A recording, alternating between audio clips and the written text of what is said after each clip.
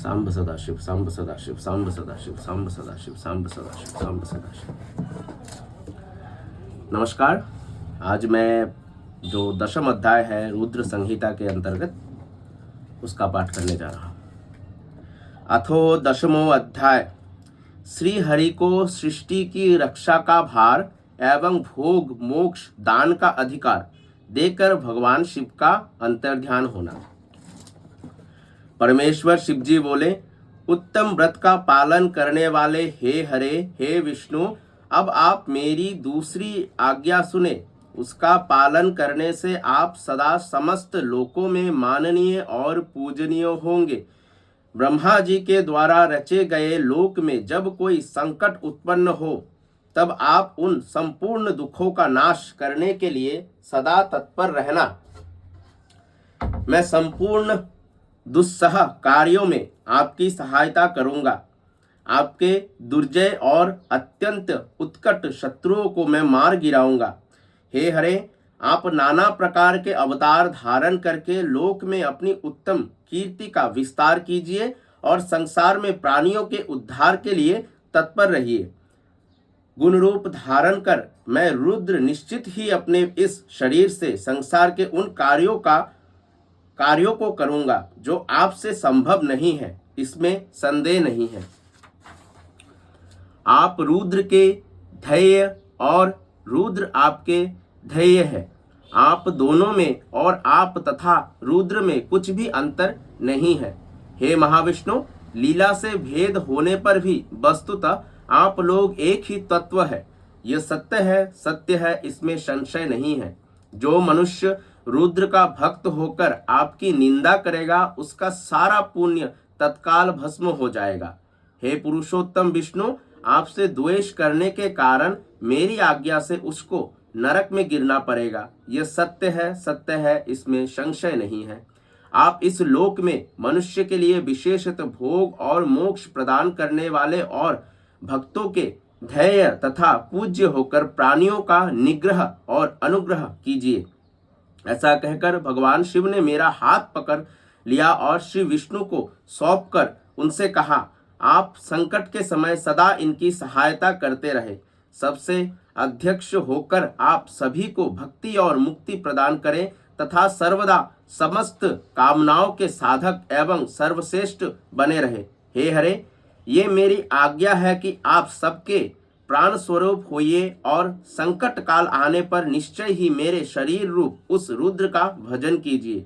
जो आपकी शरण में आ गया वो निश्चय ही मेरी शरण में आ गया। जो मुझ में और आप में अंतर समझता है वो अवश्य ही नरक में गिरता है। अब आप तीनों देवताओं के आयु बल को विशेष रूप से सुनिए। ब्रह्मा, विष्णु और शिव की एकात्म में किसी प्रकार का संदेह नहीं करना चाहिए। 1000 चतुर्युगों को ब्रह्मा का एक दिन कहा जाता है और उतनी ही उनकी रात्रि होती है। इस प्रकार क्रम से ये ब्रह्मा के एक दिन और एक रात्रि का परिणाम है। इसी प्रकार के 30 दिनों का एक मास और 12 मासों का एक वर्ष होता है। 100 वर्षों के परिमाण को ब्रह्मा की आयु का कहा गया है। ब्रह्मा के एक वर्ष के बराबर विष्णु का एक दिन कहा जाता है। वे विष्णु भी अपने 100 वर्षों के प्रमाण तक जीवित रहते हैं। विष्णु के एक वर्ष के बराबर रुद्र का एक दिन होता है। भगवान रुद्र भी उस मान के अनुसार नर रूप में 100 वर्षों तक स्थित रहते हैं।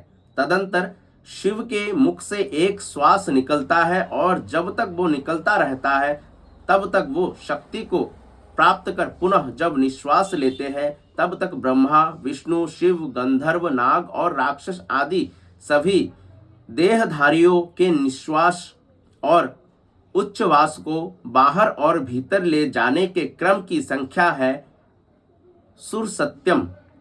दिन रात में मिलाकर 21,000 का 100 गुना एवं 600 अर्थात 21,600,000 कही गई है। 6 उच्छ्वास और 6 निश्वास का एक पल होता है। 60 पलों की एक घटी और 7 घटी प्रमाण को एक दिन और रात्रि कहते हैं। सदाशिव के निश्वासों और उच्छ्वासों की गणना नहीं की जा सकती है, अतः शिवजी सदैव प्रबुद्ध और अक्षय है। मेरी आज्ञा से तुम्हें अपने विविध गुणों के द्वारा सृष्टि के इस प्रकार के होने वाले कार्यों की रक्षा करनी चाहिए। ब्रह्मा जी बोले, हे देवर्षि, भगवान शिव का ये वचन सुनकर सबको वश में करने वाले भगवान विष्णु मेरे साथ विश्वनाथ को प्रणाम करके मंद स्वर में उनसे कहने लगे। विष्णु जी बोले, हे शंकर, हे करुणा सिंधो, हे जगतपते, मेरी ये बात सुनिए। मैं आपकी आज्ञा के अधीन रहकर ये सब कुछ करूंगा। आप ही मेरे सदा ध्येय होंगे, इसमें अन्यथा नहीं है।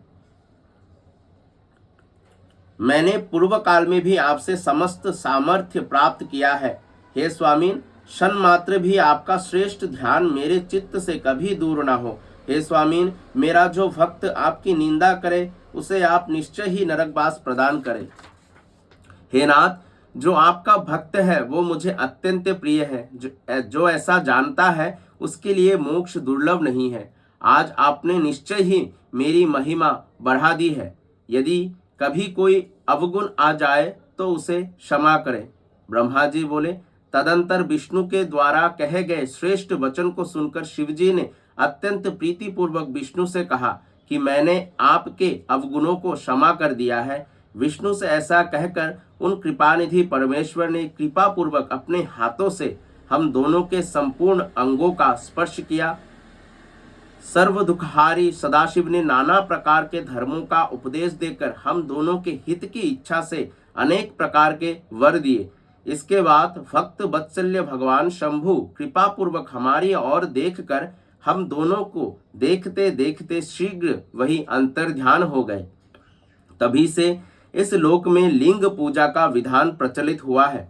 लिंग में प्रतिष्ठित भगवान शिव भोग और मोक्ष देने वाले हैं। शिवलिंग की वेदी महादेवी का स्वरूप है और लिंग साक्षात महेश्वर है। लयकारक होने के कारण ही इसे लिंग कहा गया है। इसी में संपूर्ण जगत स्थित रहता है। जो शिवलिंग के समीप स्थिर होकर नित्य इस लिंग के आख्यान को पढ़ता है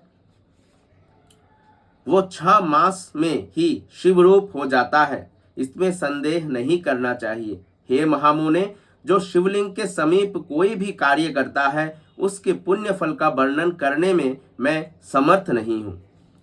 इसी प्रकार शिव महापुराण के अंतर्गत द्वितीय रुद्र संहिता के प्रथम खंड में सृष्टि उपाख्यान में परम शिव तत्व वर्णन नामक 10वां अध्याय पूर्ण हुआ। धन्यवाद। तो कल हम अथेको दशोध्याय शिव पूजन की विधि तथा उसका फल, उसके बारे में पाठ करेंगे। तब तक के लिए नमस्कार। सांब सदाशिव सांब, सदाशिव सांब, सदाशिव सांब, सदाशिव सांब, सदाशिव हर शंभु।